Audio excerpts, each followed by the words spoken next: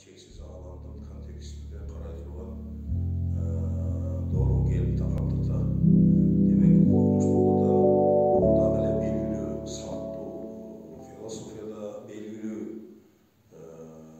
ming jol aytılgan taptakır ile mындай чечилбеген маселелер калбай калган деген сыяктуу маселелер дагы жаңы чакыруу керек болуп жатат да. Эми бул айта берсе бул абдан көп да философиялык өтө чексиз. Анан ушул философия өзү дайыма методологиялык роль ойноп келет да. Башка социалдык гуманитардык илимдер үчүн философиялык ачылыштар, философиялык ой, шулардын баардыгы жол көрсөтө турган, багыт бере турган, парадигмаларды аныктай турган күчкө ээ да. Ошон үчүн философия бул илимдердин илими деп бекер айтпайт да. Мына ошол жанагы фундаменталдык илимдер андан келип турган жараткылаштырып, философияны жараткылаштырууга жеткен ойлордун баардыгы социалдык гуманитардык илимдердин башка тармактарына да сөзсүз таасир тийгизип жатат. Мисалы, мурда филология жагына келели. Тил илими бул өтө эски илим. Эски илим. Чындап келгенде ошо философия, тил илими ушулар кийиндикте жерлерден бирге жаралды. Эми азыр тил илими таптакыр башка өтүп баратат. Философиянын кээ бир маселелерин тил илими өзүнө менчиктеп алган болуп калды. Тил илими баягы грамматиканы изилдөө, фонетикадан тартып, анан кийин тетиги söz айкашы, сүйлөм, текстке чейинки деңгээлдерди структуралык жактан талдоо эмес, таптакыр башка өңүттө талдоо өтүп атат да. Баягы нанотехнология ачылышы бар эмеспи? Так ошол сыяктуу эле тил илиминде дагы, башка гуманитардык илимдерде дагы ошо нано уровень, нано деңгээлге чейин, башкача айтканда, ошол эң майда бөлүкчөлөрүнө чейин жетип изилдөө керек экендигин сурап атат. Бул доор ошону талап кылып атат да. Ошондо кандай болуш керек, тил илими кандай болуш керек дегенде, муну көп окумуштуулар азыр дүйнөдө чечти. Себеби тил илими анда когнитивдик уровеньге түшүш керек. Кабылдоо, түшүнүү, когниция. Эми бул мурда айтылган, ортолугунда да айтылган, бирок ортолугунда мурда да айтылган. Бирок ал болсо башкача азыр таптакыр башка деңгээлде чыгып атат да. Анан тилдин бул эми баягы философия жакыныраак жагы. Тилдин өзүнүн жеке маселелерине келгенде дагы айталы бир тыбыш. Ошол тыбыш, ар бир тыбыш экиге бөлүнөт деп койчубуз да мында. Тыбышка бөлүнөт, үнгө бөлүнөт, анан чыгышка бөлүнөт деп. Анан үндүү, үнсүз деп ошондон булар азыр мындай эле жөнөкөй эле бир нерсе болуп калды. Бул жөн эле кулак менен угуп, баягы илгерки алгачкы коомдогу философтор барбы? Чарвактар бар, субстанция аркылуу дүйнөнүн келип чыгышын түшүндүргөндөр бар. Ошол сыяктуу эле примитивдүү, ошол сыяктуу эле жөнөкөй түшүнүк болуп калды. Эми азыр эмнеге баратат? Азыр тил илими ошол эң майда бөлүкчөлөргө чейин жетип, ошол бөлүкчөлөрдүн структурасын, түзүлүшүн, курамдык бөлүкчөлөрү катары карап, ошонун функциясын, аткарып милдетин, анан дагы абдан таң кала турган нерсеси, ошол бөлүкчөдө адамдардын руху жайгашкан дейт да. Адамдардын рухунун элементтери ошол бөлүкчөлөрдө жайгашкан дейт. Азыр ошол фонетиканы изилдеп, тыбыштарды изилдеп отуруп,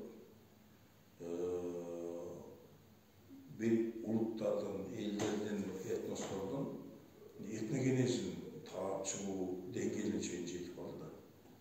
Гамкралидзе деген окумуштуу бар, Топоров деген бар, Иванов бар, Толстой, дагы көп анан ушулардын мектептери бар да. Ушул мектептердин баардыгы мурдатан эле Советтер Союзу убагында эле жазышчу, бирок эч ким түшүнүшү эмес.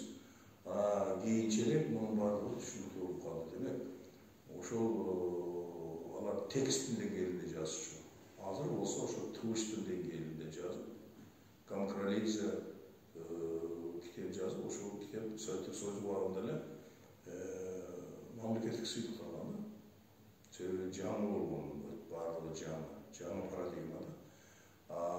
Кийин аны абдан Советтик Союз кыйрагандан кийин өнүктүрдү. Азыр ошол тили менен эң абдан мындай көп иштелген, көп кызыгууну туудурган тармак болуп калды да.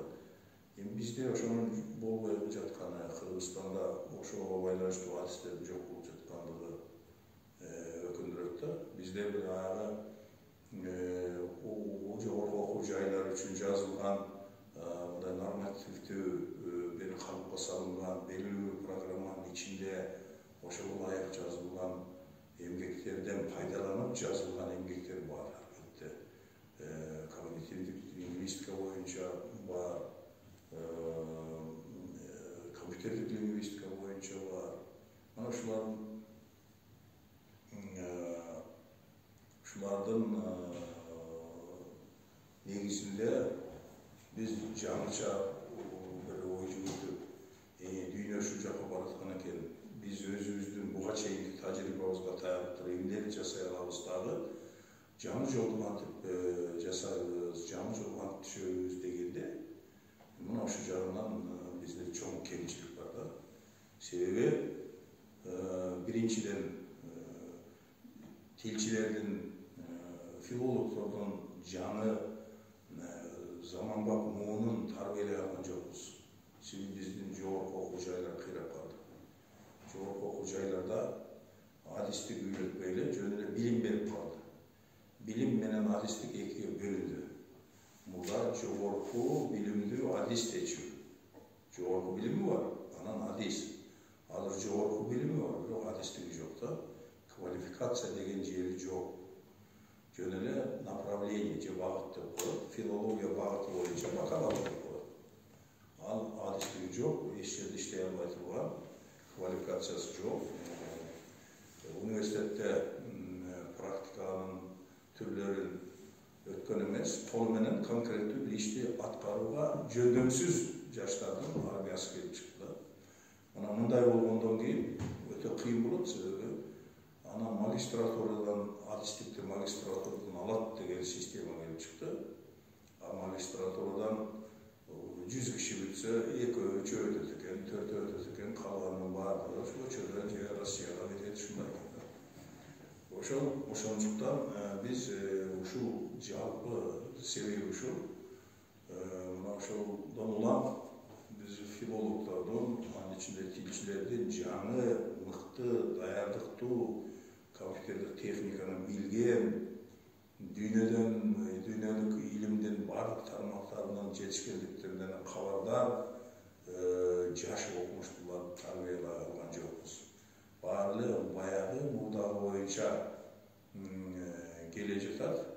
Айрым окумуштуулардын албетте ичинде бар, ойлонуп жүргөндөр бар, кыйналып жүргөндөр бар. Бирок алар аз, мындай коомду өзгөртүп, мындай дискурска таасир этип жибере турган, өзүнчө бир концепт жарата турган деңгээлге жеткен жок да. Ошон үчүн бизде бул кемчилик бар. Мен кийинчерээк мынау кыргыз тилинин практикалык жагын кантип өнүктүрүш керек, кыргыз тилин колдонуунун кандай түрлөрү, сырлары бар деген маселеге өзүнчө айтып берейин деп жүрөм да. Азыркы доордун талаптарынан чыгып, ошону сөзсүз айтыш керек. Себеби биздикилер баягы эле салттуу жол менен эле аудитор алып келип, кыргызча билбегендерди кыргызча үйрөтүп, анан кийин ошентебиз дейт дагы. Бул үйрөнбөйт. Эч нерсе үйрөнбөйт, акча кете берет, убакыт өтө берет, тил болсо кедерине кетип, кайра жаман боло берет да. Бул ушул жол менен барсак болбойт. Мунун дагы жана тилди үйрөтүүнүн дагы, же болбосо кыргыз тили мамлекеттик тил катары жашатып калуунун дагы шарттары таптакыр башка да. башка мурдагылар жарабайт да. Азыркы жаңы бир нерселерди айтыш керек. Андай жаңы түшүнүктөр бар, мен аны кийин өзүнчө айтып беремин, себеби азыр узак сөз. Азыр киришүү лекциясы деп аткандар үчүн муну ушул жерден токтотоюн. Анан филологиянын адабият, фольклористика деген дагы бөлүктөр бар эмеспи? Ошол бөлүктөргө келгенде дагы жаңыча көз карашка, жаңыча парадигмага муктаждык бар да. Себеби мурдагы баягы кездеги биздин жаш кездеги эң алдыңкы деген түшүнүктөр азыр таптакыр артта деген болуп калды. Мен мисалы 86-жылы дүйнөлүк адабиятта Горький атындагы дүйнөлүк адабият институтунда фольклористика боюнча диссертация коргоп келген. 85-жылы коргоп келген. Анда эми байланышып турдум. Ага чейин стажировка 6 жыл жүргөм ошол жерде. Вот ошондо ошол жер дүйнөлүк фольклористиканын, дүйнөлүк адабияттанын эң алдыңкысы ошол болчу. Бирок азыр ойлоп отурсам, ошол кездеги эң алдыңкы деген теориялар, ошол кездеги эң алдыңкы деген түшүнүктөр азыр мындай таптакыр эчтеме жарабайт десем туура эмес болот. Биз ошолордун үстүндө, ошолордун негизинде иш алып барышыбыз керек. Бирок таануу закону деген бар эмеспи? Биз аны сөзсүз түрдө ошол таануу законуна ылайык көз караш менен карабасак болбойт да. Биз ошону ээрчип, ошону менен кала берсек, анда бүттүк. Биз ошол деңгээлге жетпей да жүрүп атабыз. Мисалы 84-жылы менин эсимде менин темам художественно-изобразительные средства эпоса Эртештүк болчу. На материале кыргызской и других версий. Казактардыкы, татарлардын Эртештүгүнүн разножанровый материал, ошону салыштырып, художественно-изобразительный бар, художественно-изобразительный. Выразительный дегени элес түзөт, изобразительный дегени элес түзөт, элестерди берет. Ал эми выразительный дегени сезимдерди берет дейт да, сезимдерге багытталган. Ошону мисалы салыштыруу, эпитет дегендерди, гипербола дегендерди изилдеп жатканда мен мисалы ошондой нерсеге туш болгом. Мисалы, эгер салттуу немеге ошол кездеги салттуу стилге салып изилдей турган болсок, мен мисалы үчүн мындай деп койсом, Эртештүк эпосунда көркөм салыштыруу көп колдонулат деп койсом, ошол кездеги илимий дискурска ылайык болмок. Илимдин талабы ошол болчу. Азыр эми мен айтсам, Эртештүк эпосунда көркөм салыштыруу көп колдонулат деген сүйлөмдү колдонсо, бул илимий болбойт азыр. Койчу дейт. Себеби көптөгөн эмне 16 миңден ашык саат бар. Теориялык жактан алганда бир салыштыруу 1 саатка сыят. Демек 16 миңди же болбосо 3-өө, кыргыз эми 3төн кийинки көп дейт да. Көп болгондо 4-өө же болбосо 16 миңди деген биздин чындыгыбыз, илимий чындыгыбыз. Ошо 4 менен 16 миңдин ортосунда ойноп турат да. Мага ишениш керек, көп деп атат да, көп деп же мага ишениш керек. Анын обратно кайрадан далилдеп берүү механизми жок да. Ошол биз айткан боюнча эле кала берет, анан калганда ошол цитата келтирип жаза берет.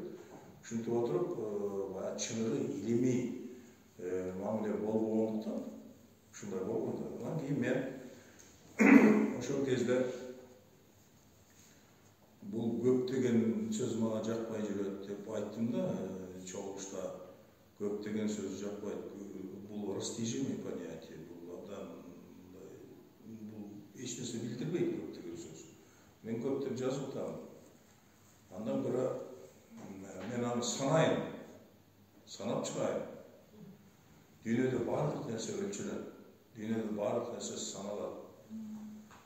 Buna aşağı için количественный analiz, sandık tablo değil mi? Sandık tablo, eseptik tablo eкен. Ушундай кайсы терминди колдонсо дагы иши кылып ошол орусчасы ошол убакта количественный анализ болчу. Ошондой сандык талдоону киргизиш керек. Андан кийин анан сапаттык талдоо айкалыштырыш керек. Сапаттык талдоосун кандай кыласың? Болду, бухгалтерсың, эсептеп чыктың. Сен бухгалтер белем деген да. Болду, эсептеп чыктың. Анан кандай кыласың? Дегенде качественный анализ анын функциясын изилдеп. Ошондо мисалы үчүн бир функциясы менен сандык талдоо менен сапаттык талдоону айкалыштырганда акыйкатка жетүүгө мүмкүн экенин мен ошол кездеги оюм боюнча азыр деле ошондой деп ойлойм. Себеби биринчи сан тактап аласың. Сан сөзсүз керек. Сан болбосо болбойт. Ал математика бардык жерде бар да. Санын тактап алгандан кийин анын функциясын изилдейсиң. Функция ошол аткарган милдети. Эгер 100 жол колдонуп туруп бир эле милдет аткарып атса, ал башка. А бирок 5 жол колдонуп туруп 5 башка милдет аткарып атса, бул башка да. Ошонун кайсынысы көп? Кээде сан жагынан көп болгон, негизги болбой калат дагы, сан жагынан аз болгон функционалдык жакта негиз болуп кетиши мүмкүн. Мына ошол сандык жана сапаттык анализди айкалыштыргандын өзү чындап акыйкатка жеткирет да. Мына ошол кезде ушуга мүмкүнчүлүк берген эмес. Мен мунун элементтерин гана диссертациямда колдонгом, бирок түшүнгөндөр ошо жерди мактаган. Ошо жери жакшы келди. Бирок андан кийин келгенден кийин мындай илимий изилдөө үчүн атмосфера жалпы деңгээл керек да. Анан баягы описательный метод деген бар. Эмне деп койчу эле? Сыпаттоо усулу кыргызчасы. Ошо сыпаттап эле сыртынан сыпаттап коюп эле кете берилген доор бизде өтө көп узап кетти. Азыр деле уланып жатат. Сыпаттоо методун жаман деген эч ким жок. Себеби сыпаттоо методу болбосо болбойт. А дегенде сыпатталып эмне экендигин билиш үчүн сыпатташ керек. Андан кийин анан жанагы чыныгы илимий жактан талдап, анын сырларын ачыш үчүн сөзсүз түрдө башка методдорду колдош керек да. Сыпаттоо методу колдонулат. Ошону менен бирге эле башка методдор да колдонулат да. Салыштырма тарыхый метод алып келип, аны колдонуш мүмкүн. Бир канча методду колдонсо болот. Негизи методология түз болуш керек. Мисалы, бара турган багытын, жасай турган максатың туура эле болсо, болду. Калган анын ичиндеги метод, анын ыкмаларда, техникаларда кандай болсо өзүң билесиң да.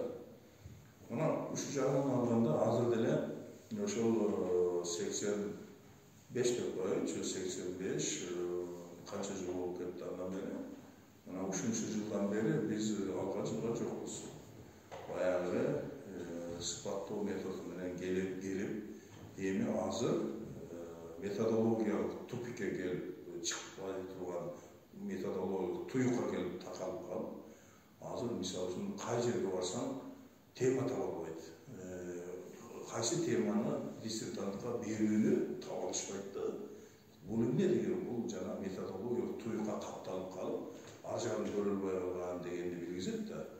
Мына иш эмесиңер сурап көргүлөр, тилчилерге барып сурасаңар деле, адабиятчыларга, фольклорчуларга баарына барып сурасаңар, бир тема табыш керек дейт. Бир тема табыш керек деп отурат да, ошо теманы таба албайт. Себеби жанагы методологияны, марксистик-ленинистик методология жаман, аны таштадык дегенден кийин ордуна жаңы методология кое алган жок да. Чет элдиктерди келип үйрөнө алган жокпуз, өзүбүз өз башыбыз менен таба алган жокпуз. Анан ежелден угуп алган нерселер аркылуу гана жүрүп атабызга көп темаларды көрөм мен. Авторефераттар келип түшөт улуттук китепканага. Барсаң кызык темалар бар абданчы. Кое берет. Андай тема болбойт, бирок болот экен, коргоп коет экен, ошо менен диссертация болот экен. Аны ичине окуп көрсөң дагы кызык, андан бетер кызык, проблемалардын баарын чаташтырган. Ал аспекттерди эч качан чаташтырбаш керек. Интеграция наук же болбосо илимдердин интеграциясы башка маселе. Ал такыр башка маселе. Бирок чалды буйду кылып, чапырашты кылып, булам бир нерсеге секирип өтүп жазып бергендин өзү илимий профессионализмдин кесипкөйлүктүн жок экенин билгизет да. Көбүнчө ошондой эмгектер, ошондой макалалар болуп атат да.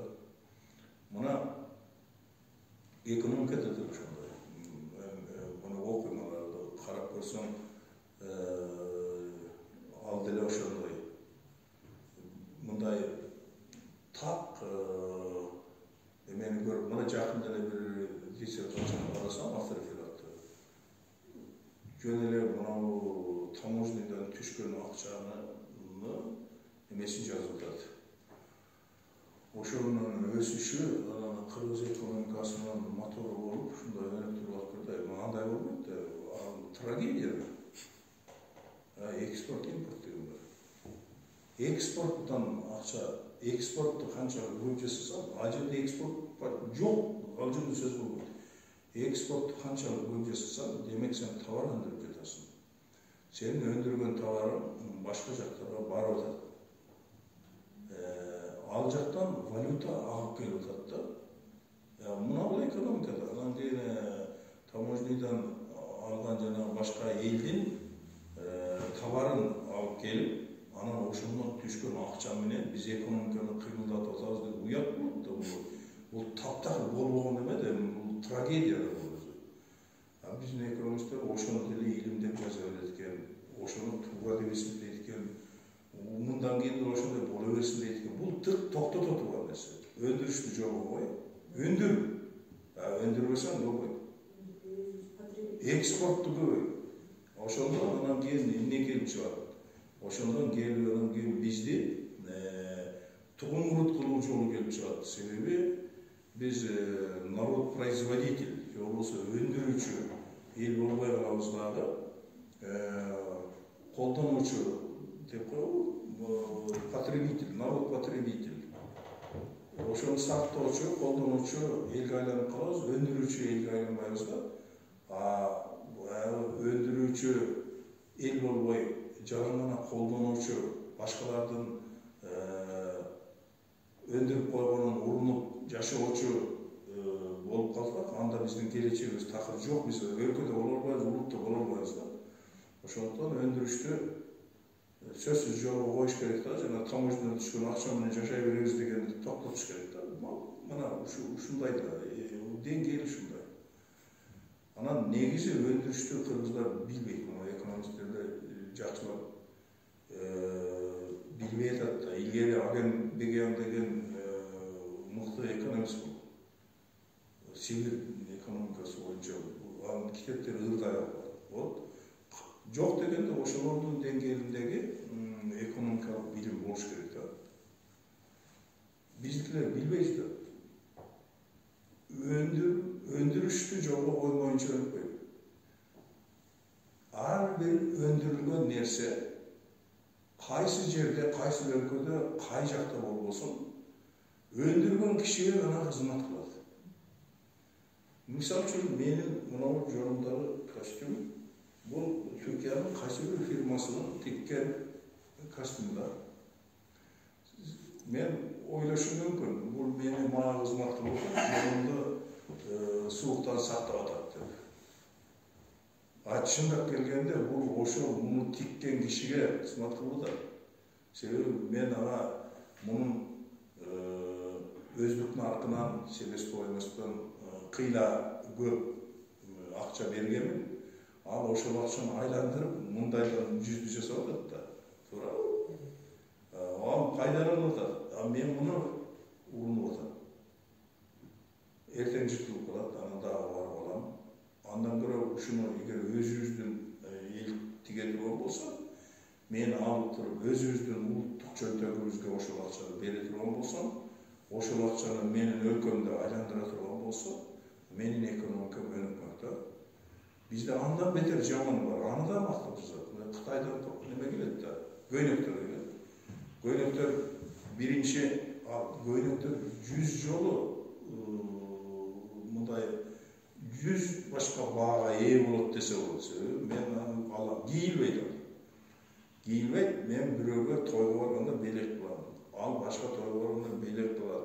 Ай бир кыдырып жүрүп 10 жылдап таптагыр эскирип бүтүп ыргытып жибере турган болушун кийилбейт, чыныгы кызматын кылбайт. А бирок адамдардын ортосундагы мамилени предмети болуп жүрө берет, кандайдыр баалуулукку ташый берет. Андан көрө өзүбүз көйнөк чыгарып туруп, ошол көйнөктү бири-бирибизге кийгизип, анан аны кийсек да, кийип, ошону кайдадан жыртып да. Ошондой кылсак, ошондо биз чындап экономикада жолго кое турган айланат элек да.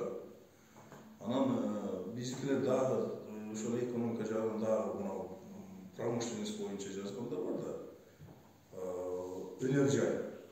Өнөр жайды да жакшы түшүнбөй жаза берет да.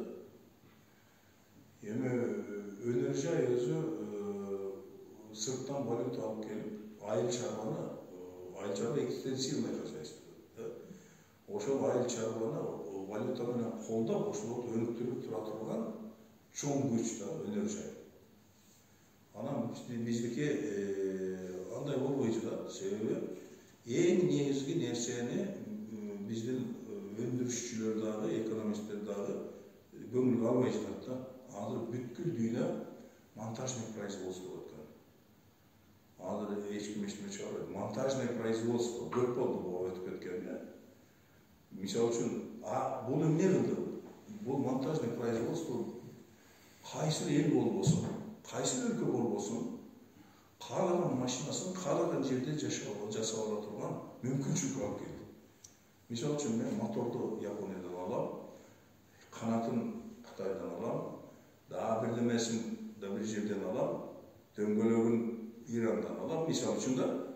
Анан кийин ошолорду баарын бириктирип туруп, мына жерде өзүнүн Кыргыз деген жанагы мисалы үчүн дрон же бирдемелерини жасап койгонго мүмкүнчүлүгү бар. Бул аны акча берет. Бул арзан. Себеби эң кымбат нерсе бул сборка, бириктирүү да. Мисалы үчүн ошолорду алып келип туруп, оптон сатып алып, 100-100 алып келип туруп, ушул жерден жанагы мисалы үчүн согуштук турган деле, ушу кыргыз балдар бир айдын ичинде жасап койсо болот. Монтажный производство. Биздин алдыбыз ачык. Баягыдай болуп, мына Киргизия деген илгери кир жуугуч машина бар эле, эсиңиздерде бар да. Ошонун баардыгын ар бир деталына чейин өзү жасачу. Эми андай жок да азыр. Эч ким баардыгын комплексти эч ким өзү жасабайт. Өзү жасагандар жасашы мүмкүн. Маркасы үчүн жасайт, дагы эмес үчүн жасайт. Мисалы үчүн танкалардын баардыгын өздөрү жасайт. Россия жасайт, андан начарыраак Кытай жасайт. Бирок алар эчтеме жарабайт азыр. Алар артта калган ала чыгуунун ишине айланып кетти. Чыныгы жанагы согуштук талаада колдонула турган аппараттарды тим эле компьютерден текшерип туруп эле баланча жерге тиет, бул түкүнчө жерге тиет, баланчанын терезесинен кирип ичин талкалап кетет деп дегенге чейин так коюп туруп, кана күтүп отура берип, бизде ушуну дагы мына экономисттер, анан мына өндүрүшчүлөр түшүнбөйт да. Автоматиктер дагы башка нерсеге кирип алган. Адамдарды ушундай жанагы креативдүү деп атпайбы? Мына ошол креативдүү экономика деп азыр дүйнөдө эң көп колдонулган термин болду. Мына ошондой ой жүгүртүү жолуна салмайынча казактар абдан аракет кылууда, бирок эчтеме чыкпайт. ошол жолго салмайынча биздин экономикабыз деле өнүкпөйт, анан өзүбүз деле жыргабайбыз, баягы бири-бирибизди чукулап, анан эле бул эле деген майда сөздөрдү сүйлөп, анан көчөгө чыгам деп коркутуп, ушинтип эле күнүбүз өтүп, улут картая берет, улут алсыздана берет, духовный жагынан төмөндөйт, социалдык гуманитардык изилдөөлөрдүн деңгээли начар, президент чакырык таштайт, артуу болгула дейт, дене тарбиясын өнүктүргүлө дейт, рухуңарды адеп акылыңарды оңдогула дейт. Ал чакырык, ал эле кол менен келип оңдой бербейт. Ал чакырыкка дуу өтүп кирип барып туруп ошону ишке ашырыш керек. Улут болом десең, мамлекет болом десең, ошону ишке ашырыш керек да. Эң туура болду. Туура саясаттанууда дагы кийинчерээк жаңы нерселер пайда болду да, бул туура. Анткени мурдагыдай эле, баягыдай эле дымып тура бербей, кой.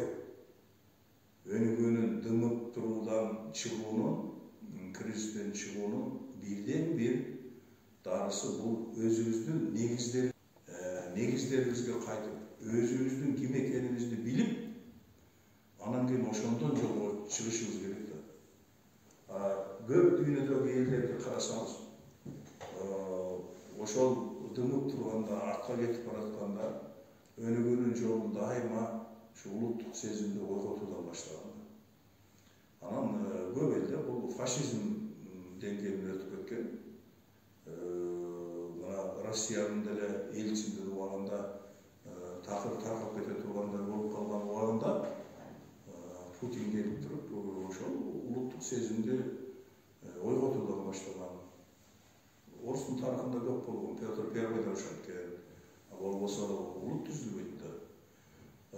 Түркиянын Ататүрк келип алып туруп, түрксүң дей берип, түркмүн деген сөз сыйынып кайтарып кеткен. Түрк эмес кишилер дагы мен түркмүн деп мактана турган акыбалга келген да. Ошентип отуруп анан өлкөнү баягы патриоттук сезимдерди ойготкон, өлкөнү коргоо керек экендигин ойготкон. Чанаккале деген согушту эгерде түрктөр утулуп калган болсо, анда биз жок болчубуз. Себеби Чанаккалени ошол жалаң улуттук сезим менен, рух менен жеңип алган. Ататүрк, эй түрк жаштары, мен силерди согушка эмес, бул сапар өлүмгө чакырып жатам деген да. Ошондо түрктүн жаштары ошол ата журтун өлүп берели деп барып туруп, жанагы эле жардыргычтар аркылуу эле державалардын килейген кемелеринин баарын талкалап, аны өткөрбөй коюп, анан Англиянын премьер-министри ошол жерден айткан, ар бир кылым бир улутка гений тартуулайт. Бул сапар кезек түрктөрдө экен. Мен жеңилдим, кызматымдан кетип жатам деп, кызматынан кетет да. Көрдүңүзбү? Ошо дух менен улуттук сезимди ойготуп отуруп, улуттук сезимди баарын бириктирип отуруп, анан ошондон синергетика коет. Ошонун баардыгын топтоп, анан ошол аркылуу таптары, кубаты, кудурети жок кезде, курал жарактары жок кезде, курал жарактын кийими жок кезде, ошо державалардын баарын талкалап бир өткөрбөй болгондо. Эгерде аны акылап кетсе Россияга өкмөт, Россия болсо Советтер Союзу болмок эмес, Советтер Союзу болбосо биз жок болчубуз. Азыр мынтип сүйлөшө албайт элек. Көрдүңүзбү? Кээде ошол бир улуттун ошо ойгонушу,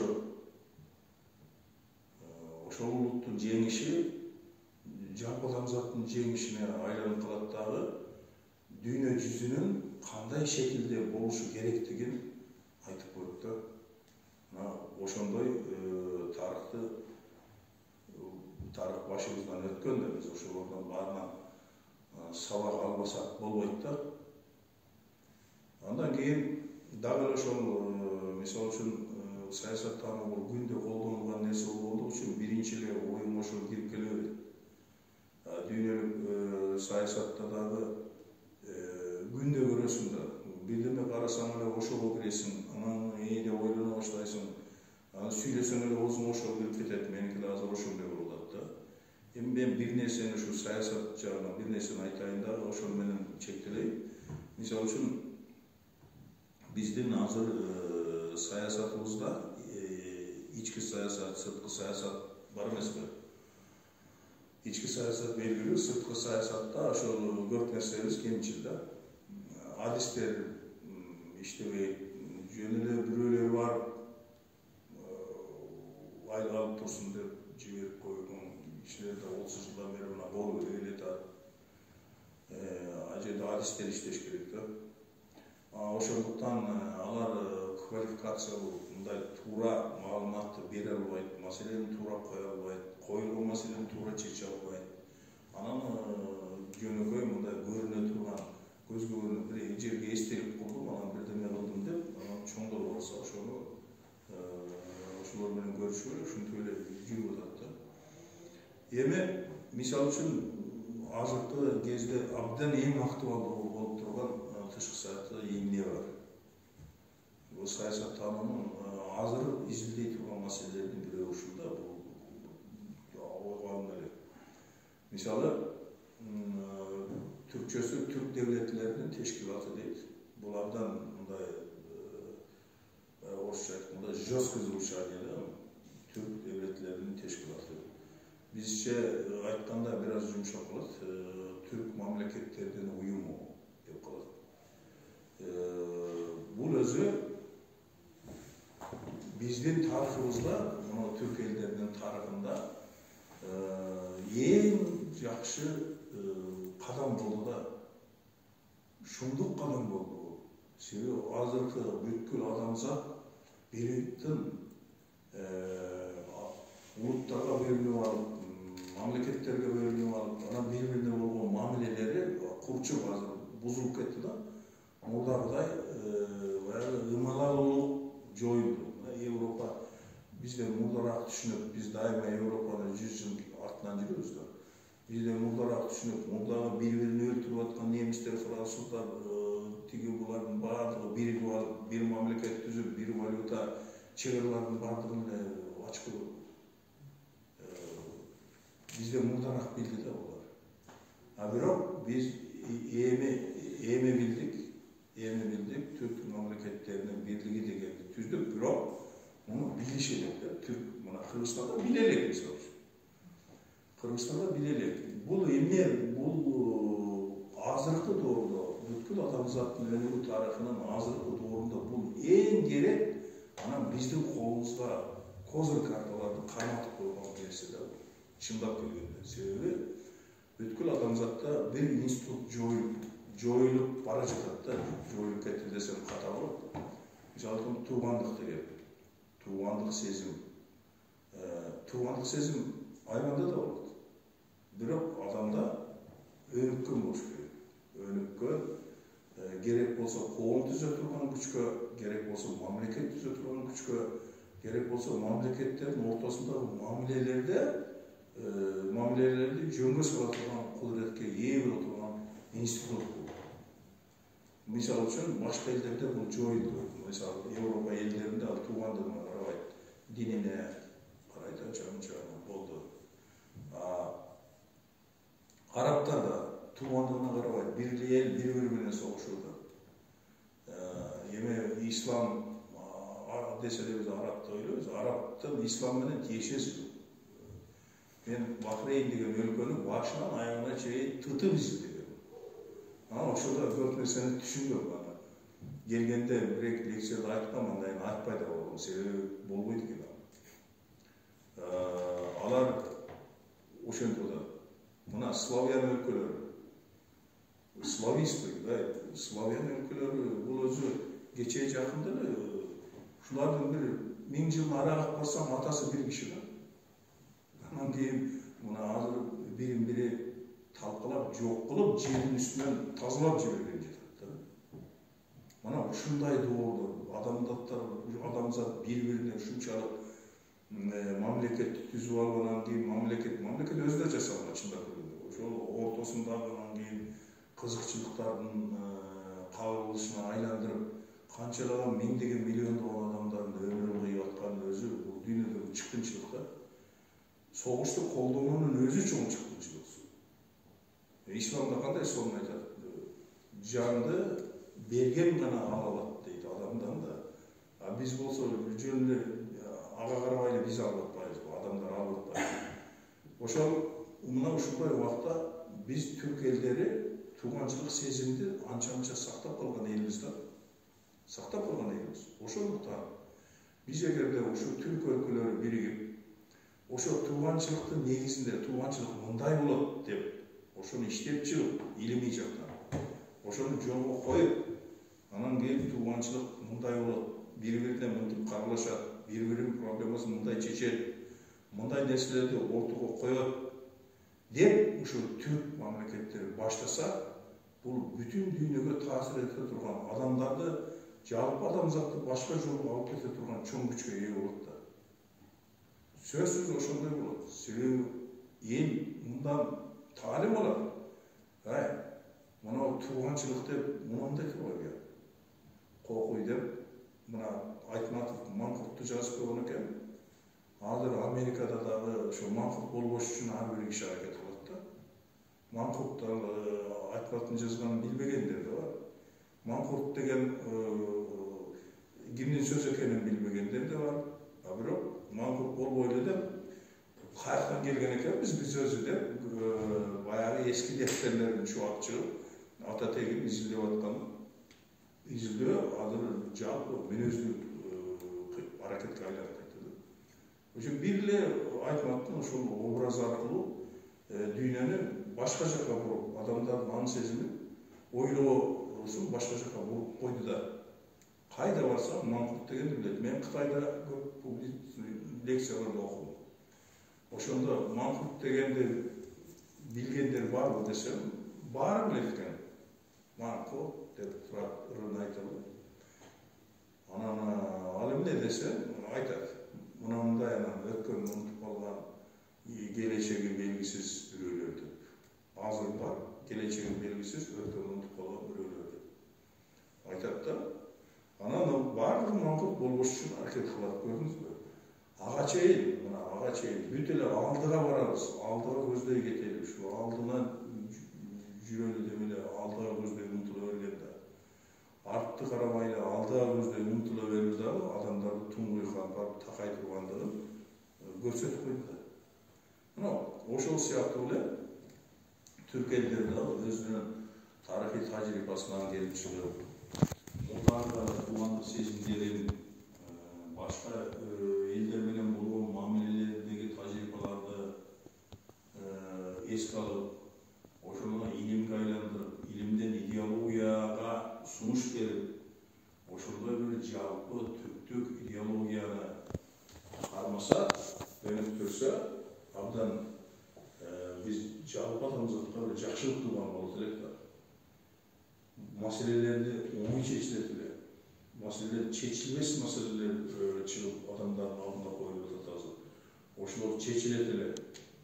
Арабтарда чиеленишкен, семит элдеринде чиеленишкен, чечилбеген маселелер толуп кетти да. Бул эме түбөлүп кала турган маселелерге айланып баратат да. Балким ошолордун бизге адам эле болсо болот деп. Адамдын проблемасын чечүү үчүн Türk elleri ошондо чоң өрнөктөрдү көрсөтүп да. Себеби буга бизде бардык нерсе бар да. Бардык нерсе бар. Биздин өткөн тарыхыбыз буга ылайык. Өткөн тарыхыбыз буга ылайык. Биздин рухий казыналарыбыз буга ылайык. Биздин жаратылыш байлыктарыбыз буга ылайык. Азыркы көп түрлүү этностук маданиятыбыз буга ылайык бири-бири байытып турат. Ошол мезгилде көп нерсе, анан саясий, геостратегиялык абалыбыздар да мына ушуга ылайык. Биз азыр эгерде ушуну колго ала турган болсок, муну түшүнсөк, азыр билбейт, ишенбесеңер чыгып кайсы бир министрден сурап көргүлө, бул түрк мамлекеттердин бирлиги деген эмне десем, ал эмне дейт? Деп кайда сенден сурашып турду. Муну билиш керек, ар бир депутат билиш керек, ар бир киши, ар бир интеллигент билип, өзүнүн сунушун берип, ушул жолдо ой жүгүрүш керек да. Биз ушул жол менен гана аман кала алабыз. Эгерде бул жолду колдонбосок, эртең эмне болот? Эртең Украина, Россия варианты ошол макет башыбызга келип даңкатып тийиши мүмкүн да. Демек, бир тууган өлкөлөр деле бири-бири менен согушса, жер талашса боло берет. Кудай кошуналар деле бири-биринен жер талашып кирип барып, бала чаканы өлтүрө берсе болот экен деген пикирди ошол жайып жиберет дагы. Муну кабыл алып калат да жалпы адамзат. Бул уят болбой калат.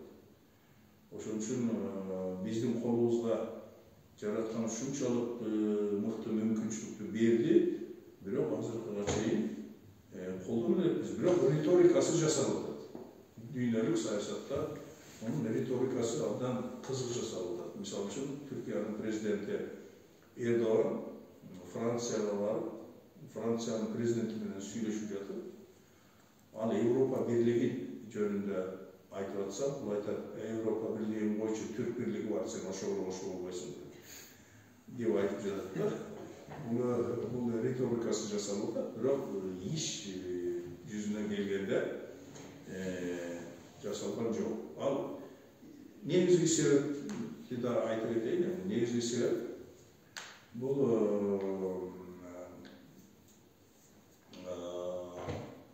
этностук өзүнчүлүк болобу. Орусчасы этнический эгоизм да. Этнический эгоизм, түркчөсү этник бенжилик деп койсо болот. Бул эми түрк элдерин башынан түрк болуп жаралгандан бери, балким түрк аты жок кезде, баягы кыргыз кыпчак аттары менен жашап жүргөн кезде эле ошол түрктөрдүн арасында этностук эгоизм деген болгон да. Бизди ушул кезге чейин бириктирбей, ушул кезге чейин ушул майда-чүйдөгү оңдурбай келген нерсе ошол этностук эгоизм да. Эми болуптур, ушул кезге чейин келдик. Мурда түзүп алган мамлекеттерибизди өзүбүз жыктык, кыйраттык. Көк түрктөрдү уйгурлар жыктык, уйгурларды биз жыктык, андан бири-бири менен тытыштык. Анан казак менен кыргыз чабыштык, ушинтип келдик да. Өзүбүз эле талкалап, өзүбүздүн өзүбүз талкалап келдик. Бунун негизинде ошол түрктөрдүн канына сиңип калган этностук эгоизм бар да. Мына ушуну жок кылуунун дагы илимий жолдорун изилдеш керек да. Бул этностук эгоизм, мисалы үчүн Өзбекстан, Кыргызстан, Казакстан үчөөнү ала турган болсок, ошол эгоизм бизди жакындатпай, ортобузда Кытайдын алдынан да калыңыраак болуп тосуп турат да. Мына казак менен бирлейбиз биз. Казак мени илгери казак менен кыргызды бөлгөн кишини жаман көрчүмүн. Ойбайчы, ошондой окудан биз билебиз деп. Мен баламын аты Элжан, казакча менин балдарымдын аты. Себеби мен айырмасын көргөн эмесмин. Анан не көрсө айырмасы бар экен. Азыр таможняны коюп тургандай көрүп атабыз. Алар керек болсо ар кандай мамилени жасап коет экен. Себеби эки мамлекет болуп тургандай мамлекеттин кызыкчылыгы деген бар экен. Мамлекеттин кызыкчылыгы дегендин ичинде адамдардын кызыкчылыктары биринчи орунга чыгып кетет экен дагы. Ошондой боло берет экен. Өзбекстан менен дагы мына ушундай болуп атат. Тажикстан деле башка тили башка болгону менен баары ушул жерде, ушул өлкөдө бирге жашап, бирге жүргөн, тууган болуп калган элибиздер. Биз алар менен алардан там чанып, сен менин кошунаным эмессиң деп кечип кете албайбыз. Алар бизден да кечип кете албайт. Ошондуктан Өзбекстан болобу, Тажикстан болобу, кимиси менен болсо дагы ымалагылык, макул деп, сен муну ал, мен муну алайын. Экөөбүз ушундай кылалы деп, ыраазычылыктын негизинде. Эки тараптуу ыраазычылык негизги принцип болуш керек. Бир жагы нааразы болуп калса болбойт, кийин проблема чыгат. Эки жактын ыраазычылыгын негиз кылып алып туруп, ушул маселелерди чечип, тууганча чечип да. Анан кийин тыныч жашаш керек да.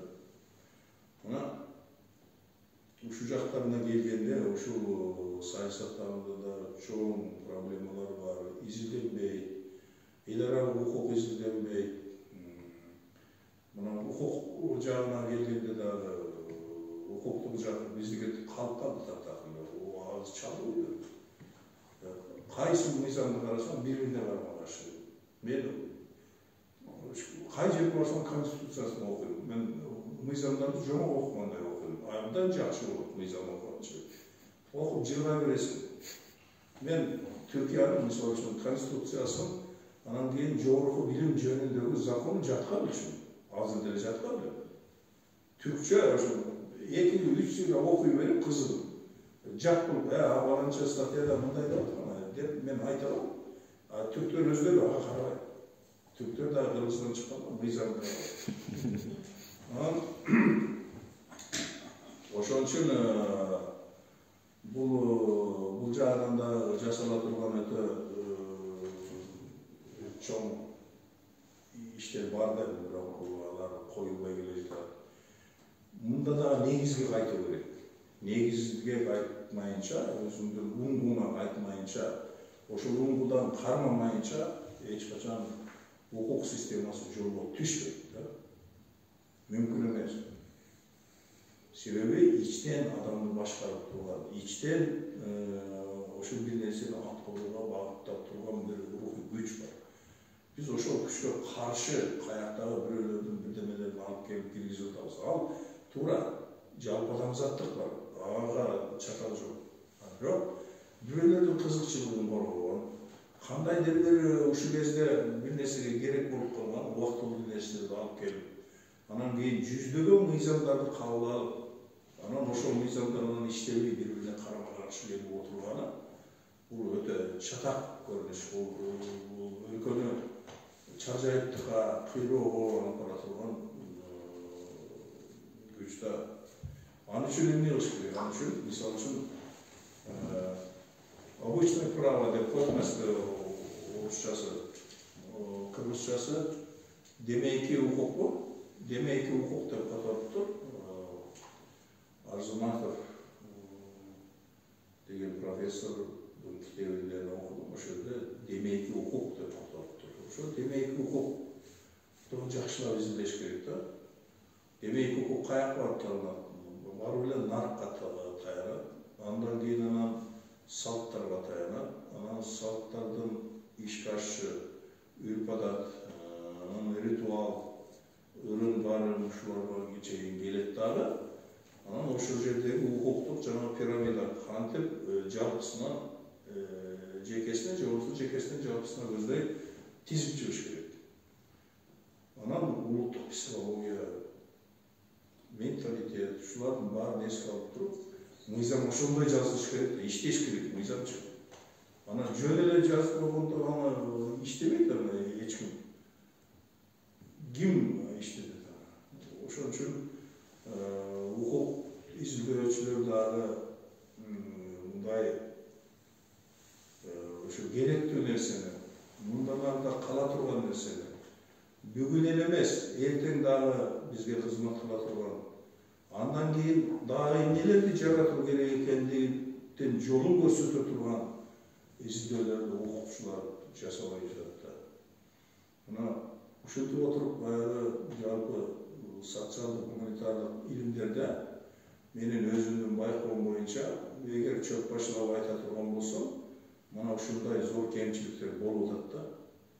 Ушул кемчиликтерди жоюш үчүн эмне кылыш керек? Ар бир илим тармагында албетте философия башта, эң башта болуш керек. Ар бир илим тармагында ушу жаңы парадигмаларды коюш керек. Же болбосо жаңы милдет, ошону аткарууга жаңы жол, жаңы ыкма, жаңы усул коюш керек дагы, жаңыча ой жүгүртүп, жаңы эмгектерди жасаш керек да. Ошондо анан кийин биз ичинен албай жылган болобуз. Азыр артка кетип калдык, же болбосо эң эле жакшы болсо ордубуздан марш дейт токтоп турабыз да. Калп эле басып бараткан болуп, ушу марш дейт атабыз да. Өлүп аткандай tür көрсөтөбүz. Бардыгы кийинчерээк 30 жыл ичинде эмеге айланып кетти. Кандайдыр бир адамчылык десем болбой калат го. Көз бойгончулук десем андан бетер болбой калат. Көргөзмө. Мындай көрсөтүп коюп эле анан кийин иш жүзүндө эчтеме жок айланып кетти да. Мына көптөгөн китептер чыгып атат, көп китептер чыгат. Китеп магазинге барсаңыз жок. Көп китеп чыгат. Угуп калабыз, презентациясы болот. А бирок китеп магазинден таппайсың, китепканадан андан бетер таппайсың. Эмне үчүн бул мындай? Себеби мамлекет жанагы тилди өнүктүрүш үчүн бир канча миллион акча берет. Мисал келтирип атам, бир эле андан башкасы да бар. Анан аны китепке айландырат. Китепке айландырганда 10 китеп чыгарып туруп, презентациясын жасап, калган кагаздын акчасын ШНТК, урукат, басма кызматкерлери менен илимпоздоочу. Белгилүү да бул, муну элдин баары билет, айтып жүрөт, бул жагы менин ачылышым эмес бул, муну элдин баары билет. Мына ушинтип бюджеттеги акча иштебей эле, жөн эле бирөөлөрдүн чөлдөгөндө кайсы бир жолдор менен барып түшүп калат дагы. Ошону менен эч нерсеге жарабай чыгат. Мына ушулардын баардыгы токтош керек да. Токтош керек. Токтош үчүн албетте профессионализм керек. Себеби профессионализм болсо, профессионалдар эч качан өзүнүн кесибине мындай кыянаттык кылбайт да. Өзүнүн кесибин профессионал киши эч качан сатпайт. Өзүнүн өмүрүн ошого байлап койгон, өмүрү анан анын профессиясы бул экөө синоним. Акчасы жок болсо деле иштей берет. Мына мен өзүмдү профессионал деп эсептейм. Айлыгым жок болсо деле иштей берем, мага баары бир.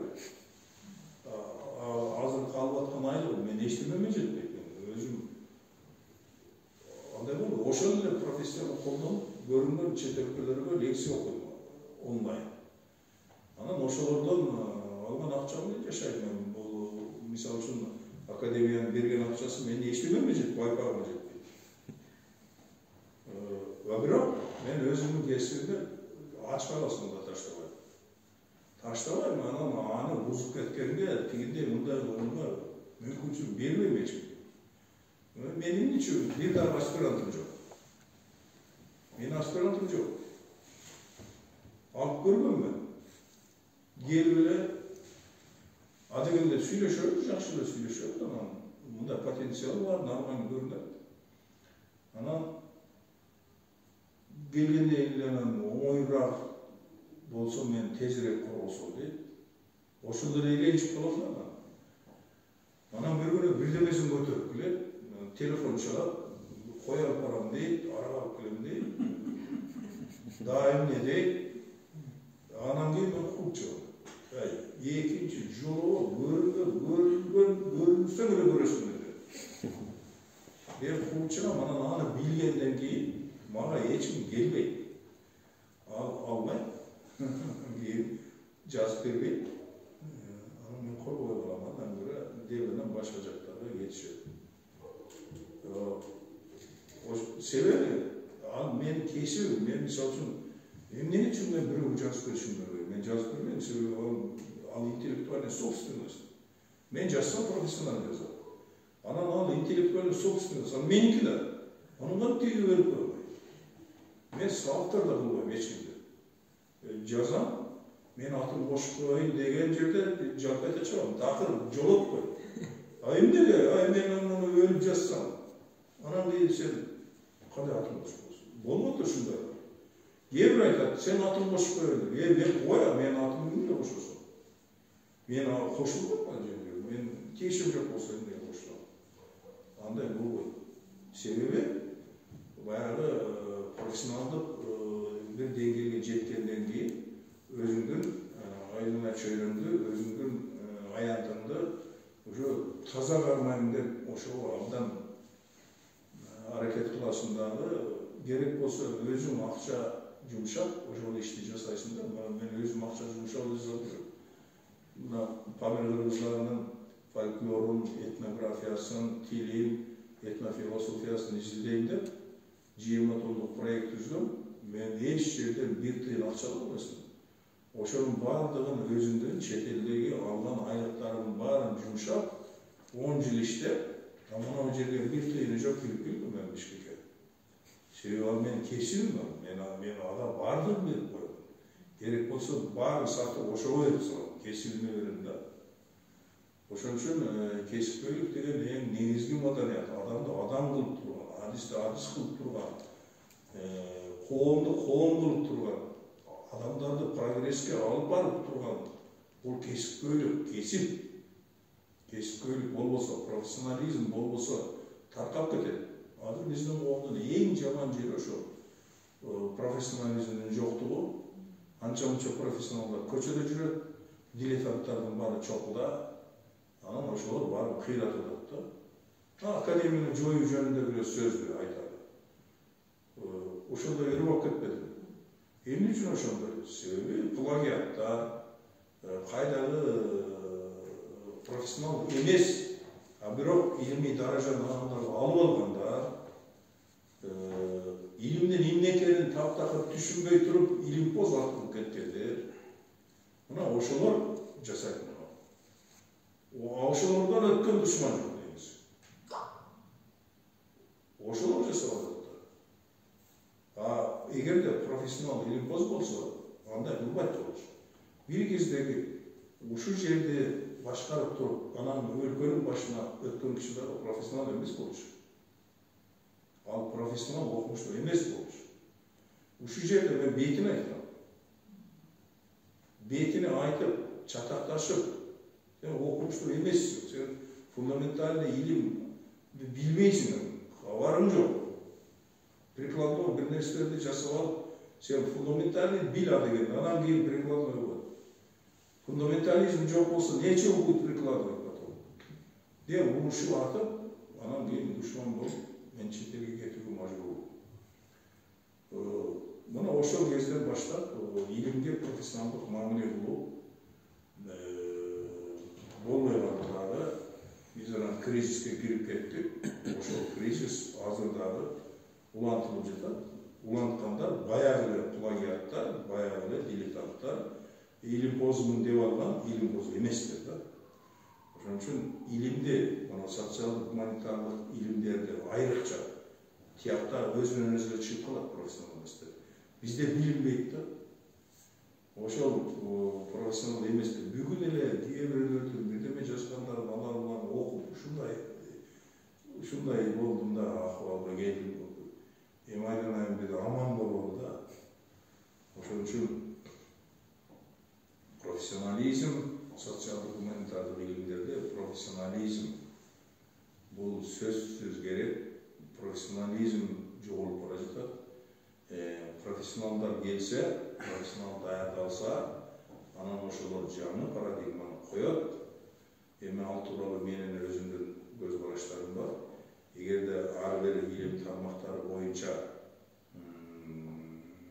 баарын эмес, албетте айрым тармактары боюнча мен өзүмдүн көз караштарым, сунуштарым болот.